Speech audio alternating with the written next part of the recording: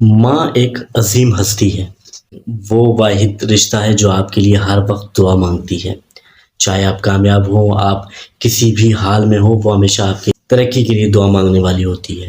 لیکن جب یہ ماں کھو جائے، جب یہ ماں چلی جائے، تو پھر اس کی کھوج کے لیے کیسے ایک جستجو پیدا ہوتی ہے، کہیں سے وہ ماں مل جائے۔ اسی طرح کا اصل میں ایک واقعہ ہے جو آپ لوگوں کے ساتھ آج شیئر کرنے لگا ہوں۔ تو 59 سال کے بعد اپنی حقیقی اس ماں سے ملنے کی خواہش مند ایسا کیوں کرتا ہے کہ وہ 59 سال گزارتا ہے، اس کے بعد آخر میں جا کے اسے اپنی ماں کی یاد آتی ہے۔ وہ اپنی ماں کے بارے میں سوچنا شروع کرتا ہے کہ یار کاش میں اپنی حقیقی ماں سے ملاقات کر سکوں۔ آج کی ویڈیو میں ایک کہانی ہے 1960 میں گود لینے والے ٹیموتھی ویلچ کی۔ ٹیموتھی ویلچ کو 1960 میں بل اور یونیس کی گود لیتے ہیں۔ اس بچے کو گود لینے کے بعد اس کی پرورش اور اس کی پوری زندگی کی ذمہ داری ان لوگوں کے اوپر ہوتی ہے۔ وہ اس کو پڑھا کر، اسے لکھا کر بڑا کرتے ہیں۔ جب تک وہ زندہ رہتے ہیں تو ٹیموتھی کو کبھی بھی اپنے ماں باپ کا خیال نہیں آتا، مگر اس دوران اس کے ماں باپ بل اور یونیس سے ایسا بتاتے رہتے ہیں کہ تم ہمارے پاس ایک اسپیشل طریقے سے آئے ہو۔ وہ بار بار اس بات کے جب سامنے اس کے آتا ہے تو ٹیموتھی اس بات کو سوچنے پر آمادہ ہوتا ہے کہ آخر میرے ماں باپ مجھے ایسا کیوں کہہ رہے ہیں۔ جب وہ اس کی ڈیپلی پہ چلا جاتا ہے تو پھر اسے اس بات کا خیال آتا ہے کہ واقعی میں شاید اڈاپٹڈ ہوں۔ خیر زندگی گزر جاتی ہے اور 58 یا 57 سال کی برس میں بل 2018 میں اور یونیسی 2020 میں انتقال کر جاتے ہیں۔ ان کے مرنے کے بعد اپنے ماں باپ سے بہت زیادہ محبت تھی، ان کی محبت کی وجہ سے وہ ان کے جانے کا بہت زیادہ افسوس کرتا ہے۔ 2020 کے بعد اسے اپنے ماں باپ کی بہت زیادہ یاد آتی ہے اور وہ ان ساری باتوں کو لے کے بہت زیادہ غمزدہ ہو جاتا ہے۔ وہ سوچنے لگتا ہے کہ یار میرے ماں باپ چلے گئے، اب میری زندگی تو بالکل ویران سی ہو گئی ہے۔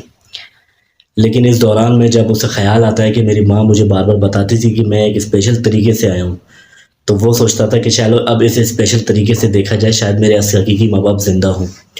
اس کے بعد اسے اپنے بارے میں جاننے، میں کون ہوں، میرے اصلی ماں باپ کون ہیں اور میں کیسے ان کے پاس آیا، تو یہ ساری چیزوں کی کھوج میں جب وہ نکلتا ہے تو اسے معلوم پڑتا ہے کہ ایک ایسا فیس بک میں گروپ ہے جو 1960 میں جتنے بھی بچے پیدا ہوئے اور جو اڈاپٹ کیے گئے تو ان کی ماں اس گروپ میں موجود ہیں اور وہ اپنے بچوں کے بارے میں ڈیٹیلز بتاتے رہتے ہیں۔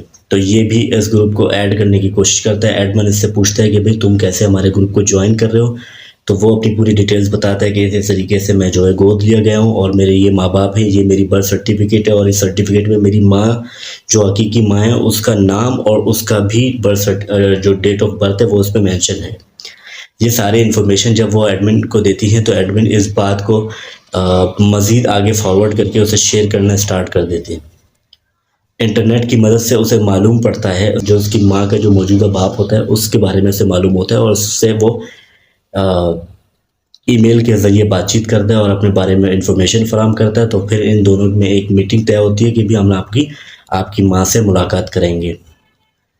تو کہتا ہے ٹیموتھی جب 1960 کے بعد جب اسے اپنی حقیقی ماں سے 59 سال کے بعد ملاقات کرنے کا موقع ہوتا ہے تو وہ زندگی کا الگ ایکسپیرینس ہوتا ہے۔ اور اس ملاقات میں جب وہ اپنی ماں سے ملتا ہے تو کہتا ہے مجھے اپنی ماں کو دیکھنے کا اور اسے مجھے دیکھنے کا ایک الگ ہی تجربہ ہوا۔ میں بہت زیادہ خوش تھا اور میرے لیے بہت بڑی بات تھی اور شاید یہ خدا کی نعمت سے کوئی کم نہیں تھا کہ مجھے میری حقیقی ماں ملی ہے۔